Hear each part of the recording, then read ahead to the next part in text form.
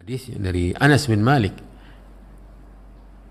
beliau berkata, dakhala Rasulullah SAW Makkah yawm al-fathi wa dhiqnuhu ala rahilatihi mutakhashshi'an. Ini contoh yang lain dari ketawaduan Nabi. Ya, contoh lain dari ketawaduan Nabi ketika beliau memasuki kota Mekah pada peperangan penaklukan kota Mekah. Ya, pada tahun ke-8 Hijriah. Selesai kota Mekah ditaklukkan, merupakan karunia dan kemenangan yang Allah berikan kepadanya. Lalu dia memasuki kota Mekah.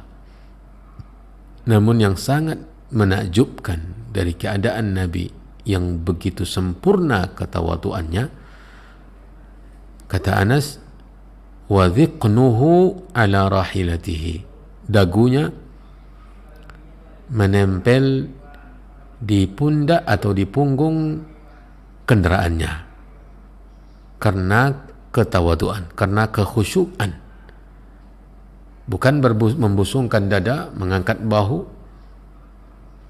ya, tetapi justru dia menundukkan setunduk-tunduknya badannya, bahkan dagunya ini menempel ke punggung kendaraannya, untanya. Mutakhashshi'an, ini pernyataan dari Anas karena ketawaduannya, ya, untuk menundukkan atau menampakkan ketawaduan kepada Allah Jalla fi'ula. Ini salah satu atau di antara tanda dari ketawaduan Rasulullah sallallahu alaihi wasallam. Kata penulis, warawa Ibnu Ishaq fi sirah, Ibnu Ishaq meriwayatkan dalam kitabnya sirah, yaitu sirah Nabi, menerangkan apa yang tadi dinukilkan oleh atau yang dinukilkan dari Anas bin Malik. Kata Ibnu Ishaq meriwayatkan anna Rasulullah sallallahu alaihi wasallam la yada'u ra'sahu tawadu'an hina ra'a ma akramahu Allah bihi min al-fath hatta inna usnunahu ya la yakadu yamassu wasitatar rahli. Ini penegasan tentang apa yang dinukilkan dari Anas tadi, bahwa Nabi masuk ke kota Mekah, dagunya menempel ke punggung kendaraannya, menundukkan, ya. Tidak mendirikan badannya dan juga tidak membusungkan dada, tidak mengangkat bahu, tapi justru menundukkan badannya. Saking tunduk badannya, dagunya ini menempel ke punggung kendaraannya. Ini yang tegaskan oleh Ibnu Ishaq dalam sebuah riwayat yang beliau nukilkan di kitabnya Sirah. Ya. Melihat kemuliaan dari kemenangan yang Allah berikan kepadanya, seharusnya kan bergembira. Ya. Ungkapan kegembiraan itu ditampakkan dengan ya, adanya tegaknya badan. Tetapi justru beliau semakin tunduk ketika mendapatkan kemenangan dari Allah Jalla fi'ula. Qala Ibnu Katsir, berkata Ibnu Katsir mengomentari cerita tadi, riwayat tadi.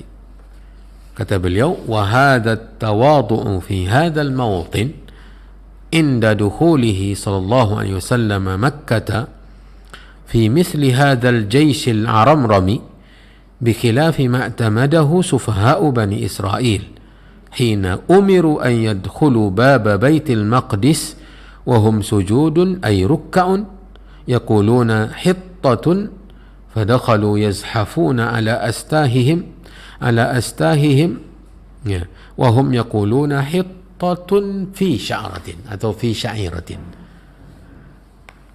Keadaan Nabi yang diceritakan tadi masuk setelah membawa pasukan yang besar, Jaish al-Aramram, pasukan yang besar. yang orang-orang Abu Sufyan saja tidak pernah membayangkan bahwa itu pasukan Nabi. Ya, ketika hampir sampai di kota Mekah, Nabi SAW sempat bermalam di luar kota Mekah.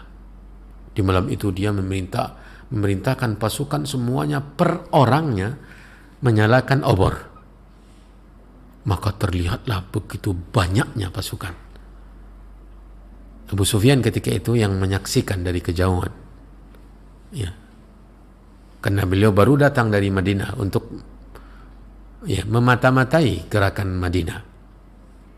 Ketika dia hendak kembali di tempat tersebut, di malam hari dia melihat suasana yang terang dengan lampu yang begitu banyak. Ya, dia dengan temannya bertanya-tanya, ini siapa? Ini pasukan siapa? Tidak terbayangkan oleh dia bahwa itu adalah pasukan Nabi Muhammad SAW. Dengan pasukan yang besar tersebut. Dan dengan berhasilnya pasukan Nabi SAW menaklukkan kota Mekah. Ya. Sekaligus mengumumkan bahwa inilah agama Islam yang penuh kasih sayang. Belum beliau sampai ke kota Mekah, dia sudah menyampaikan pengumuman. Bahkan dia pesankan kepada Abu Sufyan yang ketika itu sudah masuk Islam. Dia pesankan, sampaikan kepada penduduk Mekah, barang siapa yang masuk ke dalam masjid aman. Inilah Islam. Man dakhala al-masjida fahuwa amin. Pasukan akan tiba.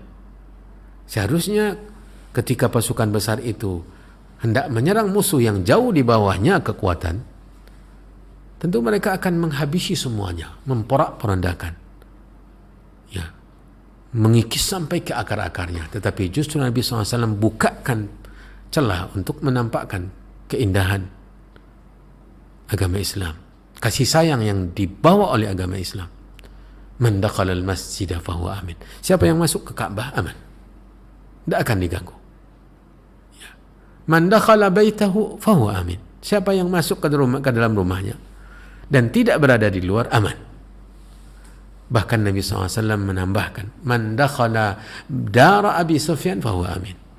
Barang siapa yang masuk ke rumah Abu Sufyan aman. Subhanallah. Kita benar-benar bangga dengan agama kita ini. Yang begitu nampak rahmatan lil alaminnya. Dalam suasana perang pun terlihat betapa Islam tidak menginginkan membunuh siapapun juga. Islam bukanlah haus darah. Islam bukan tersebar sebagaimana dituduhkan di bawah kilauan pedang. Masuk Nabi SAW setelah dengan pasukan-pasukan yang sudah dibagi-bagi oleh Nabi SAW, mereka membuat perjanjian berjumpa di sini, berjumpa di sini. Akhirnya resmilah kota Mekah ditaklukkan. Orang-orang Quraisy menyaksikan dari rumah-rumah mereka, dari gang-gang di kota Mekah, melihat Nabi SAW justru menundukkan kepalanya. Menundukkan bukan hanya kepala tetapi badannya. Dagunya menempel ke punggung kendaraannya. Ketawaduan yang luar biasa dari manusia yang paling mulia, Nabi Muhammad SAW. Kata Ibnu Katsir, ada tawadhu yang seperti ini. Fi hadzal mautin, dalam momen yang seperti ini, ketika masuk ke kota Mekah setelah ditaklukkan, membawa pasukan yang besar.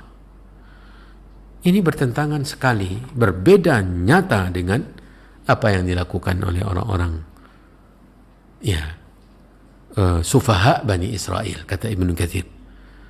Orang-orang bodoh dari Bani Israel yang datang bersama Nabi Musa alaihissalam ketika itu selamat keluar dari Mesir dan diselamatkan oleh Allah. Di depan mata mereka Allah Subhanahu wa taala binasakan Firaun dengan bala tentaranya, kemudian melanjutkan perjalanan ke Baitul Maqdis. Mereka ketika diperintah masuk ke Baitul Maqdis, hina umiru an yadkhulu baba Baitul Maqdis wa hum sujud ay ruk'a, dalam keadaan ruku'. Perintah Allah untuk ruku. Nabi SAW Allah tidak perintahnya untuk menundukkan badannya, tetapi karena ketawaduannya dia tundukkan.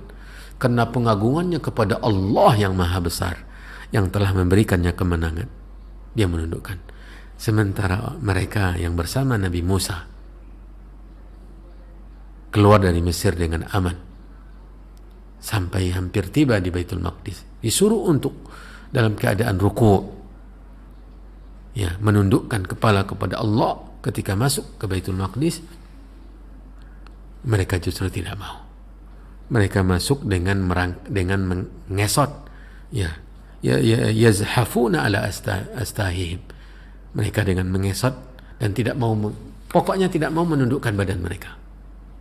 Justru badan mereka tidak tegak, dan mereka upayakan agar tidak naik tinggi dengan mengesat masuk ke kota atau ke Baitul Maqdis. Dan Allah perintahkan mereka untuk mengucapkan hittah, faqulu hittah, ucapkan dalam keadaan ruku' permohonan ampunan dari Allah Subhanahu wa taala. Hittah, ampunilah ya Allah, beristighfar, meminta ampun kepada Allah. Tetapi mereka, ya, memplesetkan perintah Allah Subhanahu wa taala. Mereka menundukkan separuh badannya, tetapi dengan mengesat berjalan memasuki Baitul Maqdis dan bukan mengucapkan istighfar atau hittah, tetapi mereka mengatakan hintatun fi sya'irah atau habbatun fi sya'irah, meminta makanan, meminta gandum, mengurusi urusan perut mereka. Berbeda sekali, ya, berbeda sekali. Menangnya pun, ya, ditaklukkannya Baitul Maqdis bukan mereka yang memeranginya. Allah Subhanahu wa taala yang membinasakan kaum yang di sana. Inna fiha qauman jabbarin wa inna lan nadkhulaha hatta yakhruju minha fa yakhruju minha fa inna dakhilun. Allah ceritakan ini dalam surat Al-Maidah dan surat yang lainnya. Dan ini luar biasa ulasan dari Ibnu Katsir memperbandingkan antara masuknya Nabi ke Mekah sebagai kota suci, ya, yang di dalamnya juga ada manusia yang memusuhi, orang-orang kafir yang memusuhi, yang selalu memerangi kaum muslimin. Ya, Nabi SAW masuk dengan tunduk, membawa pasukan besar, sementara mereka tidak memiliki kekuatan dan mereka dari awal sudah penuh dengan ketakutan. Ya, diperintah untuk ruku atau dalam keadaan tunduk masuk, justru mereka tidak mau. Disuruh untuk meminta ampun kepada Allah ketika masuk, mereka juga tidak mau. Memplesetkan permohonan ampun itu dengan mengatakan hittah, hintah, menambahkan huruf nun di antara ha dan ta, yang maksudnya adalah makan dan gandum. Ini pernyataan dari Ibnu Katsir. Warawal Bukhari fi sahihihi an Anas radhiyallahu anhu qala kanatil amatu. Ini pembahasan yang lainnya tentang pembahasan yang tadi, contoh dari ketawaduan Nabi ketika masuk ke kota Mekah setelah ditaklukkan kota Mekah. Contoh yang lain dari ketawaduan Nabi, berarti ini contoh yang ketiga dalam pelajaran kita sekarang ini. Contoh yang pertama adalah ketika dia diberikan tawaran menjadi seorang rasul dan manusia biasa, atau seorang nabi sekaligus seorang raja. Ternyata dia memilih rasul dan manusia biasa. Yang kedua, ketika masuk ke kota Mekah membawa pasukan yang besar, setelah selesai ditaklukkan kota Mekah, dia justru menundukkan badannya dan kepalanya sampai menempel di punggung kendaraannya atau di punggung untanya. Contoh yang ketiga diriwayatkan oleh Imam Bukhari dalam kitab sahihnya, an Anas radhiyallahu anhu, dari Anas radhiyallahu anhu, ia berkata, qal kanatil amatu min ima'i ahli al-madinati la ta'khudhu bi yadi Rasulillah SAW fatantaliqu bihi haitsu sya'at. Kata Anas, ada sebagian budak wanita di kota Madinah, ya, kana al-amah, ada seorang budak wanita di kota Madinah, La ta'khudhu biyadi Rasulullah SAW, memegang tangan Nabi, dipegangnya tangan Nabi SAW, kemudian membawanya keliling kota Madinah. La ta'khudhu biyadi Rasulullah SAW fatantaliqa bihi haitsu syaa, di mana kemana dibawanya, ditariknya Nabi SAW, dan Nabi tidak ada sedikit pun berusaha untuk melepaskan tangannya. Dia biarkan tangannya ditarik dan dia ikut kemana budak perempuan tadi membawanya, atau anak perempuan tadi membawanya, sampai dia puas. Setelah dia puas, dia biarkan Nabi, ditinggalkannya Nabi SAW. Sangat luar biasa ketawaduan Rasulullah SAW. Hadis sahih diriwayatkan oleh Imam Bukhari. Kemudian contoh yang lain, yang keempat, warawa Muslimun fi sahihihi an Anas. Imam Muslim meriwayatkan dalam kitab sahihnya dari Anas juga radhiyallahu an, anna imra'atan kana fi aqliha syai'. Ada seorang wanita yang kurang dalam akalnya. Ya. Artinya sedikit ada gangguan di akalnya. Ya. Faqalat, lalu dia berkata kepada Nabi, "Ya Rasulullah, inna li ilaika hajah." Katanya kepada Nabi, saya ada sesuatu yang saya butuhkan darimu. Ada sesuatu yang saya butuhkan darimu. Dia berkata kepada Nabi SAW. Faqal, kata Nabi SAW, "Ya umma fulan, unzuri ayyasikaki syi'ti hatta aqdiya laki hajataki." Fakhala ma'aha fi ba'di turuqi hatta faragat min hajatiha. Kata Nabi kepada wanita tersebut, "Wahai ummu fulan, lihatlah di mana tempat yang kamu inginkan. Di gang mana, di jalan mana engkau sukai, di sana ya akan saya tunaikan apa yang kamu inginkan." Maka mereka pun berduaan di tempat tersebut. Bukan berduaan di tempat sepi ya, karena banyak orang berseliweran jalan ya. Tetapi mereka berdua di tempat tersebut, dan wanita tadi menyampaikan kepada Nabi SAW apa yang dia ingin sampaikan. Ketika dia sudah selesai dan puas apa yang dia sampaikan kepada Nabi SAW, maka dia pun pergi. Ya.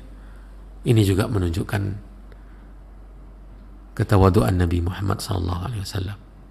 Orang, wanita pula, terhitung wanita kurang akal. Ya, kurang akal. Ya. Kalau tidak dikatakan gila berarti kurang akalnya. Ya. Dia sampaikan kepada Nabi SAW, saya ada yang saya inginkan darimu. Maka Nabi katakan kepadanya, ya ayo terserah, tempat mananya yang kamu inginkan. Ya, akhirnya mereka berdoa di satu tempat. Ya, di sana dia menyampaikan apa yang dia ingin sampaikan. Setelah selesai dia pun pergi. Hadis riwayat Muslim. Ya. Wa fi Sahih al-Bukhari, dan dalam kitab Sahih al-Bukhari radhiyallahu taala rahimahullahu taala, Anil Aswad, ya, dari salah seorang tabi'in, qal, kata Al-Aswad An-Nakhai rahimahullahu taala, sa'altu Aisyah radhiyallahu anha ma kana Nabi sallallahu alaihi wasallam yasna fi ahlihi. Ini juga menunjukkan ketawaduan. Contoh yang lain dari ketawaduan Nabi sallallahu alaihi wasallam. Kata Al-Aswad bertanya kepada gurunya Aisyah radhiyallahu taala anha, istri Nabi, apa yang diperbuat oleh Nabi SAW terhadap keluarganya? Qalat, kata Aisyah, kana fi mihnati ahlihi, dia selalu melakukan pekerjaan istrinya. Dia membantu pekerjaan istrinya. Fa idza hadaratis shalah qama ila shalah. Ketika tiba waktu salat, dia tinggalkan pekerjaan dan pergi menuju salat. Ini luar biasa.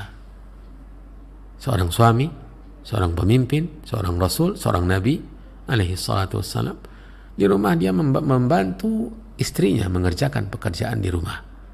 Nanti setelah selesai atau ketika tiba waktu salat dan dikumandangkan adzan, dia tinggalkan pekerjaannya, keluar untuk menuju salat. Ya, ini sangat berbeda dengan sebagian suami sekarang ini. Sangat merasa hina, merasa ya tercela bila mana dia mengerjakan pekerjaan istrinya di rumah. Ya. وروى البخاري في صحيحه عن أبي هريرة رضي الله عنه عن النبي صلى الله عليه وسلم. Ini contoh yang lainnya dari ketawaduan Nabi SAW. Kalau tadi contoh bagaimana dia tawadu mengerjakan pekerjaan, membantu pekerjaan istrinya di rumah, yang sekarang ini luar biasa juga dari bentuk ketawaduan Nabi. Hadis dalam Sahih Bukhari dari Abu Hurairah radhiyallahu taala an, kata Nabi, "Lau du'itu ila dhira'in au kira' atau qura' la ajabtu." Bila saya diundang untuk menyantap menyantap dhira', tulang yang lengan ya, tulang lengannya kambing ya, atau tulang kaki ya, kikil. Bila mana saya diundang untuk menyantap itu, maka saya akan penuhi undangan. Ini sebenarnya makanan-makanan yang mungkin tidak setingkat makanan daging yang nikmatnya ketika itu, tetapi Nabi SAW luar biasa. Andai kata diundang untuk makanan yang sangat sederhana tersebut, tetap dia akan memenuhi undangan ini. Ini menunjukkan ketawaduan Nabi SAW. Walau uhdiya ilayya dhira'un au qura' laqabiltu. Andai kata ada yang menghadiahkan kepada saya tulang-tulang yang seperti tadi, tulang tangan, tulang kaki, ya, hewan-hewan yang disembelih, maka dia akan menerima. Tidaklah merendahkan, walaupun itu makanan ketika itu yang sangat sederhana, mungkin karena tidak ada dagingnya, ya, sangat sedikit daging yang menempel di sana, tetapi Nabi SAW karena ketawaduannya menerima hadiah tersebut. Wa kana idza marra bisubyan, ini juga di antara ungkapan para sahabat, cerita para sahabat tentang ketawaduan Nabi. Apabila dia berpapasan dengan anak-anak kecil, melewati anak-anak kecil yang sedang bermain-main atau sedang berkumpul, sallama alaihim, dia mengucapkan salam kepada mereka, assalamualaikum. Anak-anak kecil yang sedang bermain-main, dia lewat di sana, dengan ketawaduannya dia menyampaikan atau memberi salam kepada mereka. Ya. Dan banyak lagi contoh-contoh yang lain dari ketawaduan Nabi SAW yang sekarang yang sudah kita pelajari, ya, akan saya sebutkan ya. Yang pertama tadi tentang pilihan ya, sebagai seorang Nabi dan Rasul, seorang hamba dan Rasul, maka dia memilih itu, kemudian masuk ke kota Mekah. Ini yang kedua, dalam keadaan menundukkan badannya, kemudian ketika ada seorang budak memegang tangannya kemudian menyeretnya, membawanya kemana-mana ke tempat yang dia suka. Kemudian setelah puas dia tinggalkan Nabi SAW. Ini juga ketawaduan, dekat dengan siapapun juga. Anak budak perempuan yang ada gangguan akalnya, ya, ini juga termasuk yang keempat. Yang kelima tadi, ya, membantu keluarganya, pekerjaan di rumah. Kemudian ketawaduannya juga nampak ketika dia bila diundang untuk memakan makanan yang sangat sederhana, dia juga memenuhi undangan tersebut. Bahkan bila mana dia hadiahkan, dia juga pasti menerima. Ini beberapa contoh ketawaduan Nabi SAW yang bisa menjadi pelajaran dan suri tauladan bagi kita. Setinggi apapun juga kedudukan kita, kita tetap seorang hamba Allah Subhanahu wa Ta'ala. Dan jangan sampai ada sifat yang tercela di dalam hati kita, kesombongan, merasa tinggi dari orang. Karena Nabi SAW manusia yang sangat tawadhu, dan bila mana kita mencintai Nabi, mengakui bahwa dia adalah ikutan kita, maka mari kita mencontoh dan menauladani akhlak beliau yang sangat terpuji ini. Mudah-mudahan pelajaran kita pada hari ini bermanfaat untuk kita semua. Insya Allah akan kita lanjutkan lagi seputar ketawaduan Nabi dengan contoh-contoh yang lain pada kesempatan yang akan datang. Wallahu ta'ala a'lam, wa sallallahu wa sallam wa baraka wa an'am ala nabiyyina wa rasulina Muhammad wa ala alihi wa ashabihi wa man tabi'ahum bi ihsanin ila yaumiddin. Nah, jazakallahu khairan atas pembahasan lanjutan dari materi kitab Min Akhlaqi Rasulil Karim sallallahu alaihi wasallam bersama guru kita, Buya kita Ustaz Dr. Asfir Rahmat Az-ZMA hafizahullah taala. Baik kaum muslimin dan muslimat rahimakumullah dimanapun Anda berada, kita akan memasuki untuk sesi tanya jawab bagi Anda yang ingin bertanya. Ya, untuk pemirsa yang ingin bertanya, silakan dilihat untuk nomor yang bisa dihubungi di layar kaca Anda, 08117530.000 atau 40 di belakang 3. 08117530.000 ya, atau 40 di belakang 3. Kita akan angkat untuk penanya yang pertama. Assalamualaikum. Waalaikumsalam, Abu. Dengan siapa di mana? Abu Lutfi di Rumbai. Abu Lutfi di Rumbai. Ya. Ya, sebentar, Abu Lutfi. Ya, baik, silakan Abu Lutfi di Rumbai, pertanyaan atau konsultasinya. Assalamualaikum, Ustaz. Waalaikumsalam warahmatullah. Ini di luar tema ya, Ustaz ya. Saya mau nanyakan tentang fidyah ini. Tentang Fidyah. fidyah. Ya. Kita kan saya sama istri saya kan diamanahkan beberapa teman gitu, Ustaz, untuk menyalurkan fidyah istri mereka ya. Ada yang 15 hari, 10 hari. Jadi kalau umpamanya disalurkan sekaligus, umpamanya 10 hari ya Ustaz ya, disalurkan langsung 10 hari itu untuk 10 orang, boleh ya Ustaz ya? Baik, itu saja pertanyaannya Abu Lutfi. Ya, gitu aja Abu. Jazakumullah Ustaz. Assalamualaikum warahmatullahi wabarakatuh. Waalaikumsalam warahmatullahi wabarakatuh. Pertanyaan dari Abu Lutfi di Rumbai Pekanbaru. Silakan Ustaz.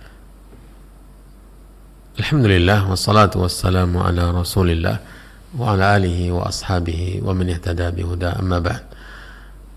Abu Lutfi di Rumbai Pekanbaru Riau menanyakan tentang membagikan fidyah, menyalurkan fidyah, bila mana fidyah itu sebenarnya misalnya untuk 10 orang, apakah boleh disalurkan sekaligus ya kepada 10 orang tersebut, atau misalnya 15 orang sekaligus untuk sekaligus ya, satu kali penyerahan untuk 15 orang? Maka jawabannya boleh. Jawabannya boleh. Bila mana fidyah itu untuk 10 hari, maka dalam satu hari dibagikan kepada 10 fakir miskin. Untuk satu hari misalnya orang itu membayar fidyah 10 hari ya, maka 10 paket fidyah tadi diserahkan kepada 10 fakir miskin sekaligus, dibenarkan. Dan bila mana fakir miskin ini tidak cukup sebanyak itu, maka membagikan fidyah ini kepada 5 orang misalnya. Tidak cukup sampai 5 orang hari ini dibagikan sekaligus, besoknya 5 lagi untuk 10 fidyah, maka ini juga dibenarkan.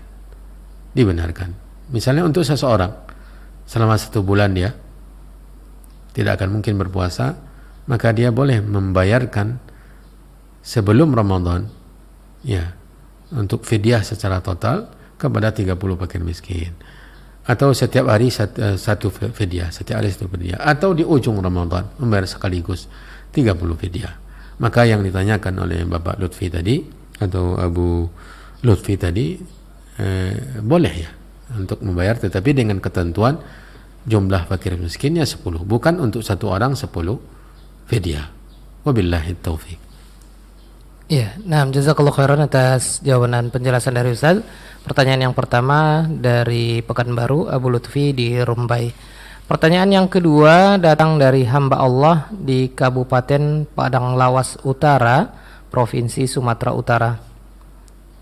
Ya, pertanyaan dari hamba Allah di Kabupaten Padang Lawas Utara, Provinsi Sumatera Utara. Ya. Afwan Ustadz, mau bertanya langsung aja. Jika kita ada hutang puasa tahun lalu, namun belum sempat menggantinya pada Ramadan tahun ini, bagaimana solusinya Ustadz? Akibat lalai selama 11 bulan yang lalu. Pertanyaan dari hamba Allah di Padang Lawas Utara, Provinsi Sumatera Utara. Ya, bagi siapapun kaum muslimin yang memiliki hutang puasa yang mesti diqadha, maka wajib dia mengqadha sebelum datang Ramadan berikutnya. Ya, wajib dia mengqadha sebelum datang Ramadan berikutnya, seperti yang dilakukan oleh ibunda kita Aisyah radhiyallahu taala anha yang tertunda penunaian puasa qadha Ramadannya, ya, dengan disibukkan mengurusi Nabi SAW sampai bulan Sya'ban. Di bulan Sya'ban dia fokus untuk mengqadha puasa Ramadan yang tertinggal. Ya, bila mana tidak dilakukan seperti yang ditanyakan ini, qadha Ramadan sampai datang Ramadan berikutnya, maka para ulama dalam hal ini berbeda pendapat. Yang pertama, mereka sepakat bahwa ini adalah pelanggaran dan mereka mesti bertobat. Ya, orang yang melakukan ini bertobat kepada Allah Subhanahu wa taala karena telah melalaikan qadha puasa sampai datang Ramadan berikutnya, maka ini merupakan kesalahan yang harus dia bertobat, memohon ampunan kepada Allah Subhanahu wa taala. Yang kedua, ini yang terjadi perbedaan pendapat. Ada yang mengatakan pada setelah Ramadan berikutnya yang sedang sekarang ini, berarti setelah Ramadan yang kedua dia wajib mengqadha segera. Dia wajib mengqadha segera. Ya. Ini pendapat yang pertama. Tanpa ada fidyah. Tanpa ada fidyah. Cukup dengan mengqadha saja puasa Ramadan tahun sebelumnya yang sudah berlalu sampai Ramadan ini, kemudian baru setelah Ramadan itu diqadha, bukan Ramadan ini tetapi Ramadan yang telah berlalu. Ya, yang ini pun sudah berlalu ya, karena mengqadhanya setelah Ramadan yang sekarang ini. Diqadha utang Ramadan di tahun yang lalu dan tanpa ada fidyah. Ini pendapat yang pertama. Dan pendapat yang kedua, wajib mengqadha kemudian ditambah dengan membayar fidyah. Membayar fidyah sebagai efek jera atau pemberian efek jera dari kelalaiannya dalam mengqadha puasa Ramadan sebelum datang Ramadan yang sekarang. Ya, ini walaupun memang tidak ada dalil yang menegaskannya, tapi ini fatwa sebagian para sahabat Nabi sallallahu alaihi wasallam. Ya, fatwa sebagian para sahabat Nabi sallallahu alaihi wasallam tentang wajib bertobat, kemudian mengqadha, kemudian membayar fidyah. Bila mana dia misalnya punya hutang 10 hari Ramadan, ya, maka dia mengqadhanya 10 hari, kemudian memberi makan 10 fakir miskin. Ya, memberi makan 10 fakir miskin sebagai denda dari kelalaiannya dalam mengqadha puasa tersebut sebelum Ramadan yang baru ini. Wallahu a'lam. Ya. Wallahu a'lam. Iya, nah, jazakallahu khairan atas jawaban dan penjelasan dari Ustaz. Ya, pertanyaan dari hamba Allah tadi di Padang Lawas Utara, Sumatera Utara. Kita balik ke pertanyaan dari layanan interaktif. Sudah ada yang tersambung. Silakan. Assalamualaikum. Pak. Halo. Halo, assalamualaikum. Waalaikumsalam warahmatullahi wabarakatuh. Dengan siapa Bapak? Dengan Pak Nurdianto, pesisir selatan, Pak. Bapak Nurdianto di pesisir selatan Sumatera Barat ya? Iya, Sumatera Barat. Baik. Saya mau bertanya nih. Baik, silakan Bapak. Iya, saya mau bertanya nih Ustaz. Di tempat saya sholat tarawih itu 4 rakaat 1 salam. Jadi yang saya tidak puas dengan sholat tarawih 4 rakaat 1 salam, makanya saya tidak memilih sholat di masjid dan sholat di rumah. Bagaimana tuh Ustaz? Terima kasih. Assalamualaikum warahmatullahi wabarakatuh. Waalaikumsalam warahmatullahi wabarakatuh. Dengan Bapak Nurdianto di Kabupaten Pesisir Selatan, Sumatera Barat. Silakan Ustaz. Ya.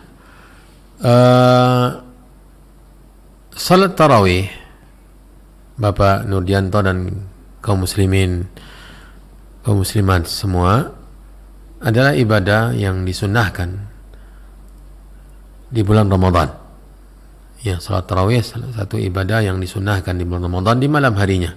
Man qama ramadhana imanan wa ihtisaban ghufira lahu ma taqaddama min dhanbi. Barang siapa yang melakukan qiyam Ramadan, itu salat di malam Ramadan, salat sunnah, dengan penuh iman dan mengharapkan balasan pahala, maka diampuni dosa-dosanya yang telah berlalu. Hadis sahih. Kemudian yang kedua, melaksanakan salat tarawih berjamaah adalah ibadah yang sunnah. Adalah ibadah yang sunnah. Dan ini adalah sunnah Nabi, dan ditekankan kesunahannya di zaman Umar bin Khattab.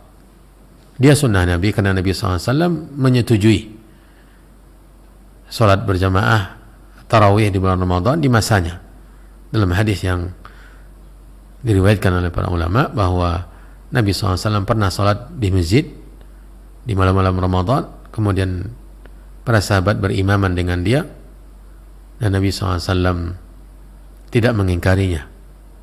Dan bukan hanya tidak mengingkari, malam berikutnya yang kedua dia juga salat di masjid, kemudian ikut juga lebih banyak dari malam pertama.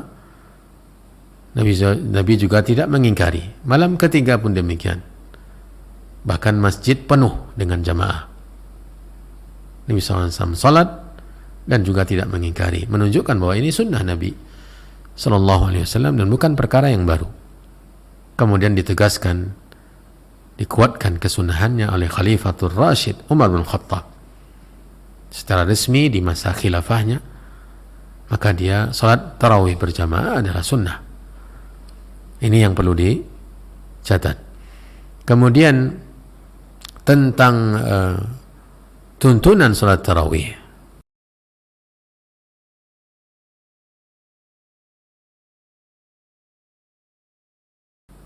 ya, Nabi SAW sebagaimana yang dijelaskan dalam riwayat bahwa salat malam itu masna, 2 rakaat. Fa idza khashiya ahadukumus subha fal yarka rak'atan tutiru lahu ma qad shalla. Barang siapa yang mengkhawatirkan, ini menunjukkan betapa panjangnya salat malam Nabi SAW, salat tarawih Nabi SAW. Itu 2 rakaat. Nah, kemudian bila mana dikhawatirkan masuk waktu subuh, maka ditutup dengan 1 rakaat witir.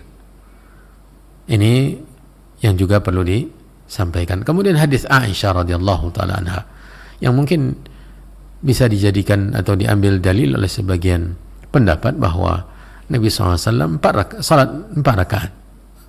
Ya, shalla arba'an. Ya, kata Aisyah, Nabi SAW tidak pernah menambah atau melebihkan di dalam Ramadan, di luar Ramadan dari 11 rakaat.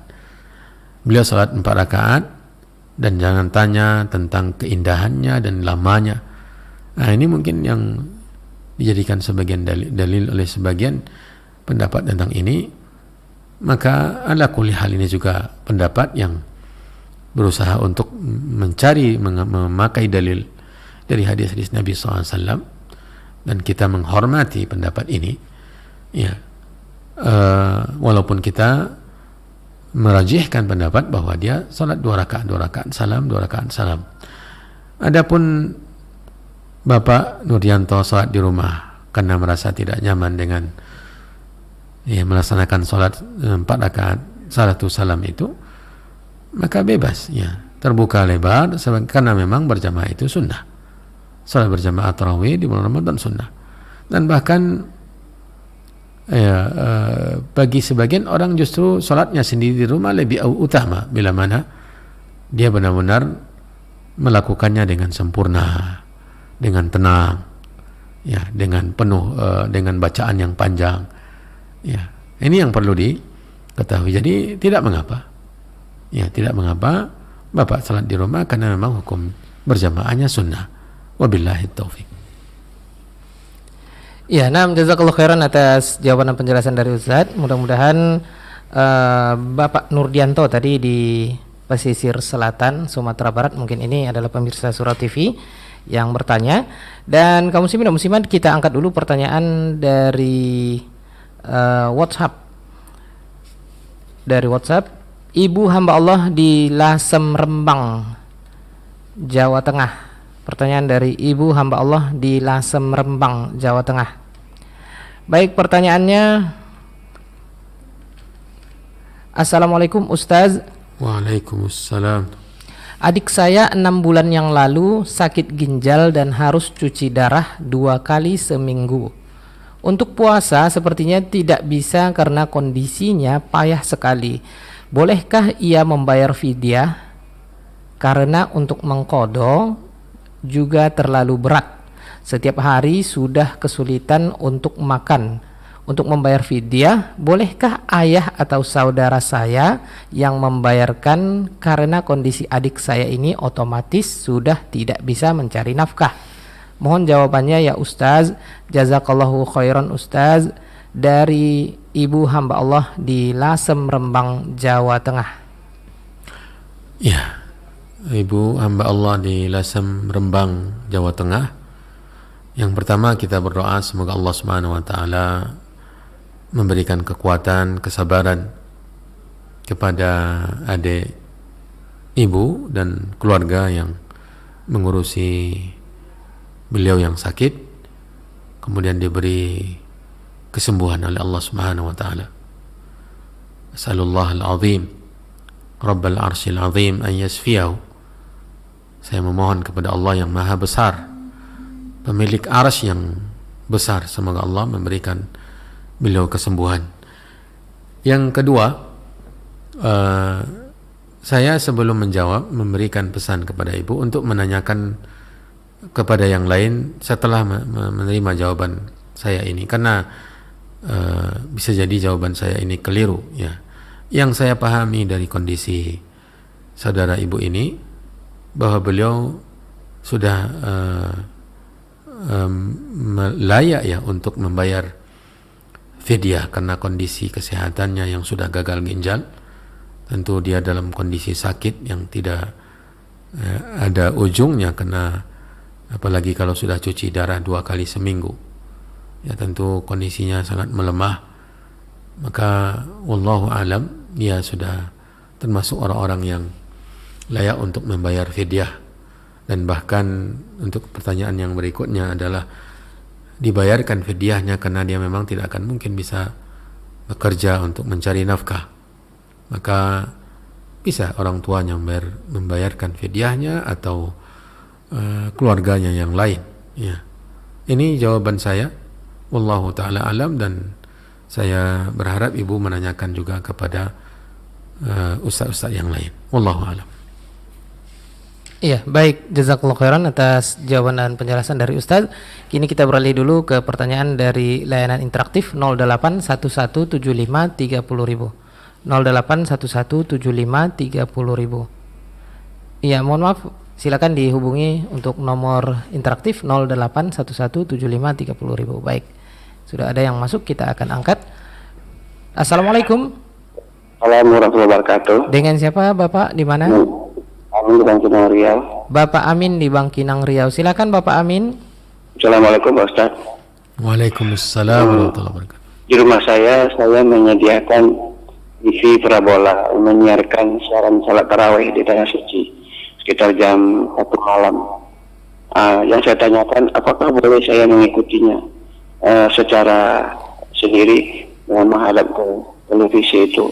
Itu aja Ustaz. Barakallahu fiik. Assalamualaikum warahmatullahi wabarakatuh. Waalaikumsalam warahmatullahi wabarakatuh. Pak Amin di Bangkinang ya Ustaz. Ya. Kan Ustaz. Ya, terima kasih untuk Bapak Amin yang asalnya sholat tarawih ini kan adalah salat sendiri-sendiri, kemudian dituntut untuk dilakukan berjamaah. Ya, dituntut untuk melakukan berjamaah, dan berjamaah yang kita pahami adalah berjamaah secara langsung. Ya, secara langsung seperti yang dilakukan di zaman Nabi SAW ketika 3 malam berturut-turut Nabi SAW salat berjamaah dengan para sahabatnya. Kemudian di masa Khalifah Umar bin Khattab radhiyallahu taala an, ia mengumpulkan para sahabat di masjid Nabi SAW di belakang satu imam berjamaah secara langsung, ya, dan berjamaah dengan terpisahnya antara imam dengan makmum di tempat yang berdekatan. Ini para ulama membenarkan, seperti terpisah oleh kaca, misalnya makmumnya melihat makmum di belakang kaca kemudian sampai kepada imam, maka jamaahnya sah, berjamaahnya sah. Atau terpisah oleh jalan, sementara makmum yang di seberang jalan melihat makmum yang di depannya di seberang jalan yang satunya, kemudian yang di kedepannya sampai melihat imam.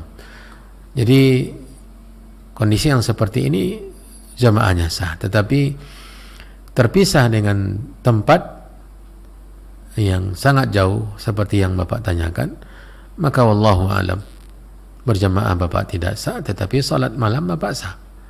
Ya, salat malamnya sah, jamaahnya tidak terhitung berjamaah dengan imam Masjidil Haram. Kalau ini terbuka, maka semua kaum muslimin ingin melakukannya. Saya tadi malam salat tarawih bersama imam Mekah, ya, tapi ini tentu tidaklah yang sesuatu yang dianjurkan, bahkan jamaahnya pun tidak sah.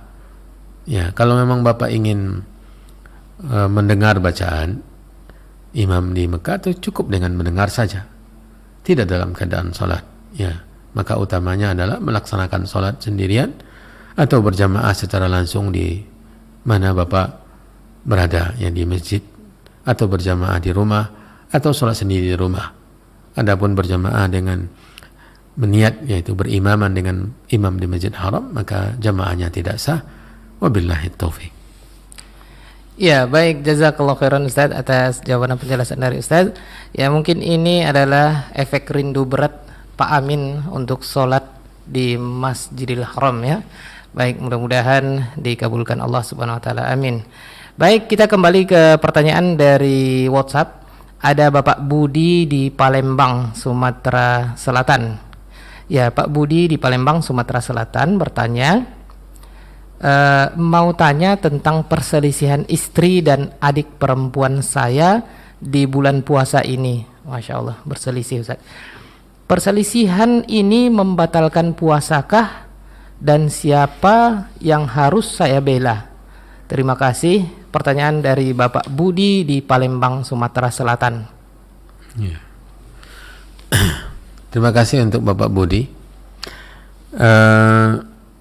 Yang bertanya dua pertanyaan, ya, dari satu kasus, ya, tentang pertengkaran, perselisihan antara dua wanita yang sangat dekat dengan dia, yaitu istri dan adik perempuan. Ya, apakah pertengkaran dan perselisihan tersebut membatalkan puasa? Wallahu a'lam. Ya, pertengkaran ini tidaklah membatalkan puasa secara ibadah. Ya, dalam bentuk ibadah tidak membatalkan ibadah puasa. Ibadah puasanya tetap sah, tetapi nilainya tidak ada. Nilainya rusak oleh pertengkaran tadi. Makanya Nabi SAW menjelaskan keutamaan ibadah puasa, bagaimana seseorang itu menahan dirinya agar tidak melakukan dosa, agar tidak melakukan pembatal-pembatal puasa, dan juga tidak melakukan perusak-perusak puasa.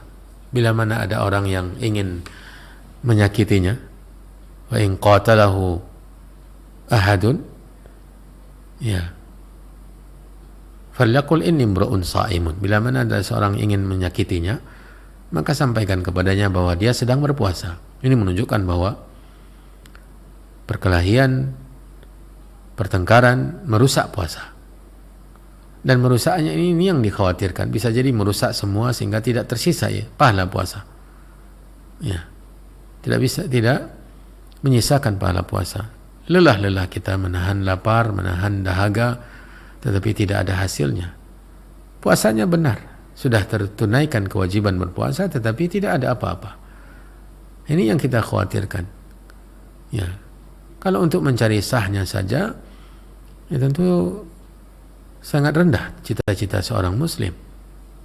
Ya, untuk mencari sahnya ibadah, tapi tidak menginginkan ibadahnya diterima. Ya, tidak menginginkan ibadahnya memiliki nilai di sisi Allah Subhanahu wa taala agar dia bisa memetiknya nanti di akhirat. Ini Allahul musta'an, ini sangat merugi. Ya, sangat merugi.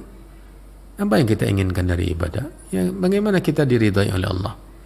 Bagaimana ibadah kita diterima oleh Allah Subhanahu wa taala? Maka bertengkar, berselisih di bulan Ramadan, di antara orang-orang yang berpuasa, perusak ibadah puasa.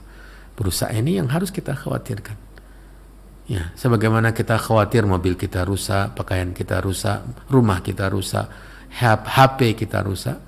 Kenapa kita tidak peduli dengan rusaknya puasa kita? Padahal puasa itulah yang harta kita. Dia adalah pemberi syafaat kita nanti di sisi Allah. Dia dijanjikan pahala yang tidak ada batasnya. Dijanjikan pahala oleh Allah yang tidak ada batasnya. Untuk ibadah yang lain antara 10 sampai 700 kali lipat. Sementara ibadah puasa tanpa batas. Lalu kita merasa biasa-biasa saja merusak ibadah puasa. Waliyadzubillah. Ini perlu disampaikan kepada siapapun juga, termasuk kepada istri Bapak Budi dan adik perempuan dan siapapun juga. Berhati-hati dari hal-hal yang merusak puasa. Nabi SAW bersabda, "Man lam yada' qawla az-zuri wal amala bihi, falaysa lillahi hajatun fi an yada'a ta'amahu wa syarabah."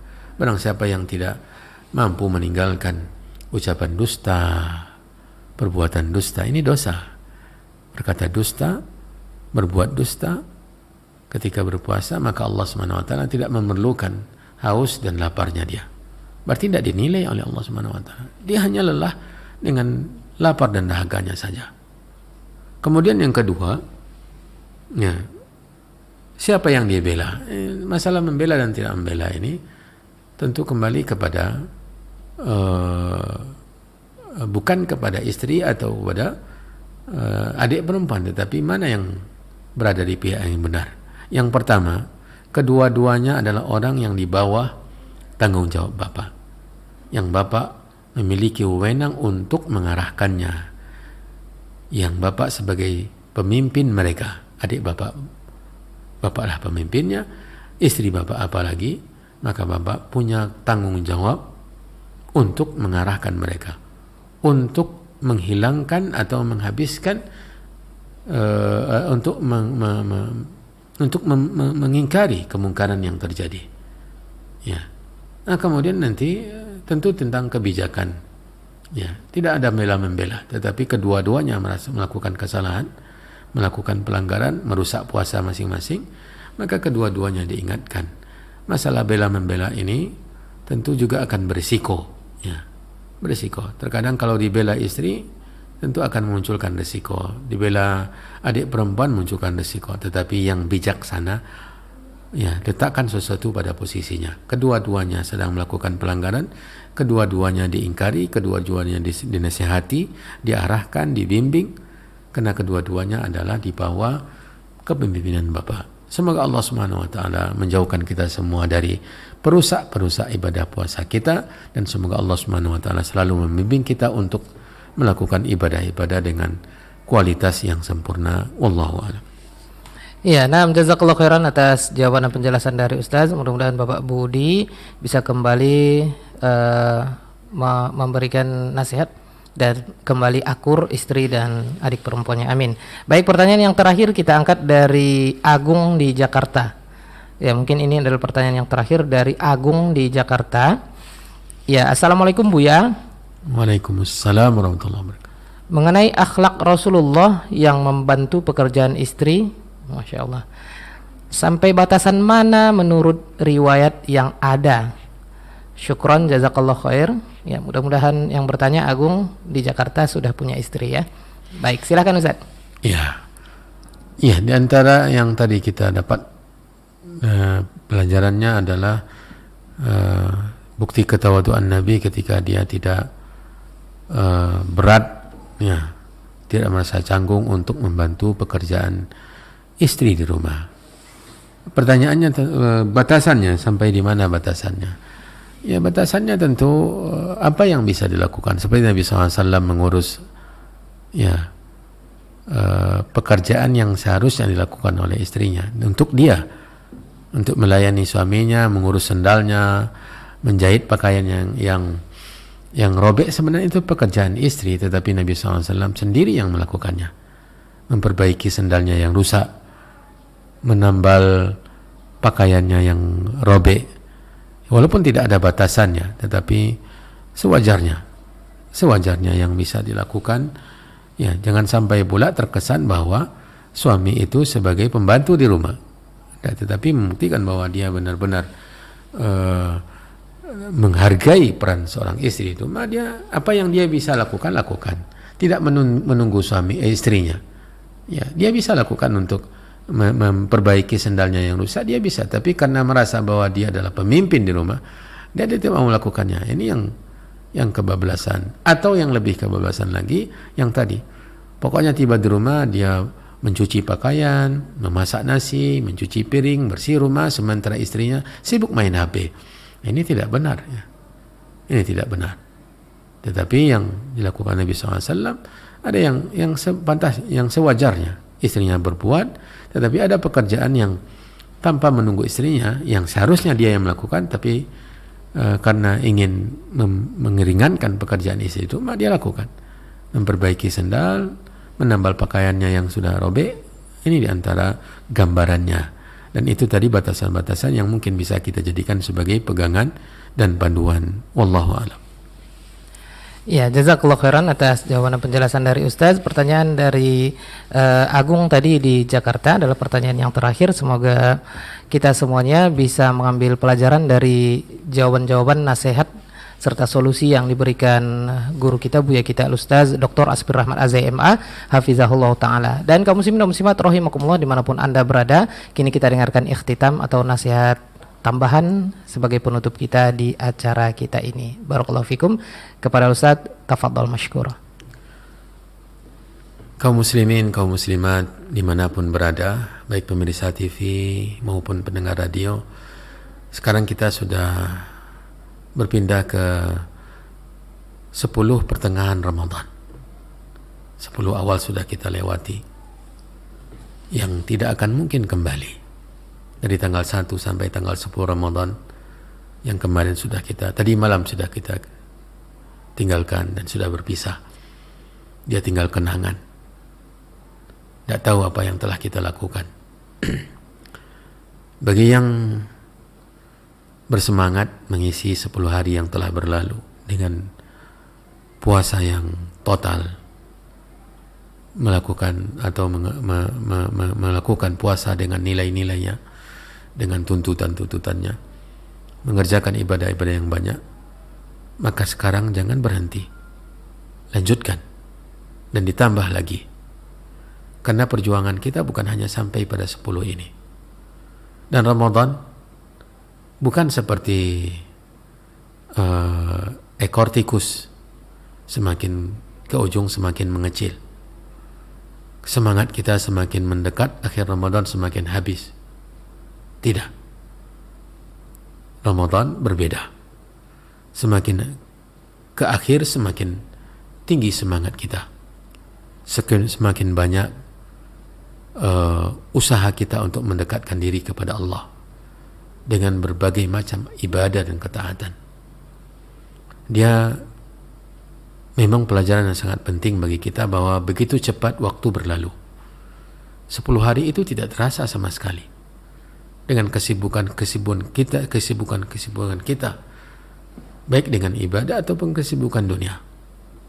10 hari yang sudah kita mulai sekarang ini tidak mungkin terasa lama nanti ketika kita sudah masuk ke 10 terakhir. Maka lanjutkan, tambah lagi, jangan berhenti.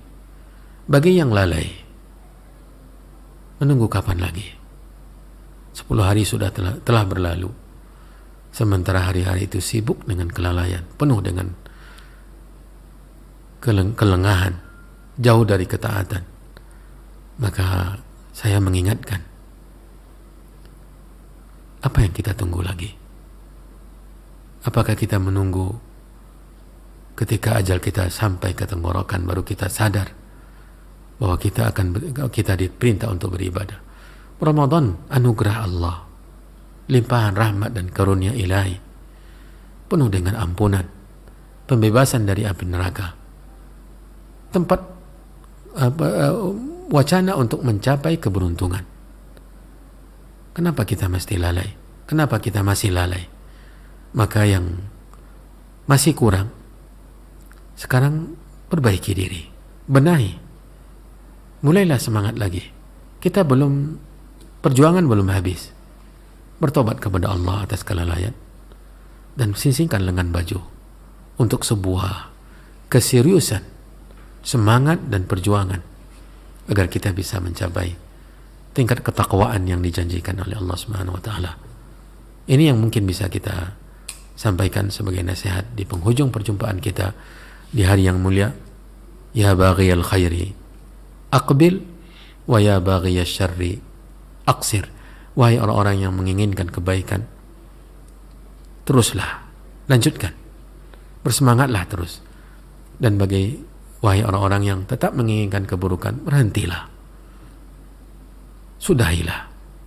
Mari kita sama-sama meraih dan menggapai ridha Allah Subhanahu, ridha dan ampunan Allah Subhanahu wa taala.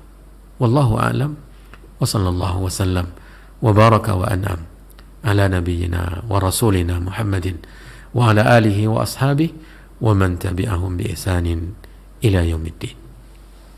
Nah, jazakallahu khairan atas tambahan nasihat dari Ustadz kepada kita semuanya sebagai ikhtitam atau penutup acara kita di Jumat pagi menjelang siang ini waktu Indonesia Barat. Dan semoga Allah Subhanahu wa taala memberikan beliau kesehatan, kemudahan dan kesempatan untuk kembali melanjutkan pembahasan kitab Min Akhlaqir Rasulil Karim sallallahu alaihi wasallam di hari Jumat pekan depan. Amin ya rabbal alamin. Dan kaum muslimin dan muslimat rahimakumullah, sampai di sini perjumpaan kita. Mohon maaf kepada Anda semuanya yang belum berkesempatan mengajukan pertanyaan baik melalui interaktif dan juga WhatsApp dan SMS. Mohon maaf untuk Akhi Indra di Batam, ya, Abu Hibban di Bandung, dan kaum muslimin dan muslimat lainnya yang belum sempat kita ajukan pertanyaan atau konsultasinya kepada guru kita, buya kita Al-Ustaz Abu Nuaim Dr. Asbir Rahmat AZMA hafizahullah ta'ala. Dan jangan berkecil hati, Allah maha mengetahui, maha mendengar, karena usaha Anda untuk bertanya adalah usaha Anda untuk mendapatkan ilmu. Semoga diganjar dengan pahala meskipun belum sempat kita ajukan kepada beliau. Semoga kita kembali bersua di hari Jumat pekan depan. Barakallahu fikum. Mohon maaf atas segala kesalahan dan kekurangan. Ana Abu Auni, kru Radio Hidayah FM, mengucapkan jazakumullah khair kepada rekan-rekan kru media televisi dan radio dakwah serta channel pusat dari RTVC di Jakarta. Barakallahu fikum. Kita tutup dengan doa kafaratul majelis. Subhanakallahumma bihamdik asyhadu an la ilaha illa anta astaghfiruka wa atubu ilaik. Wassalamualaikum warahmatullahi wabarakatuh.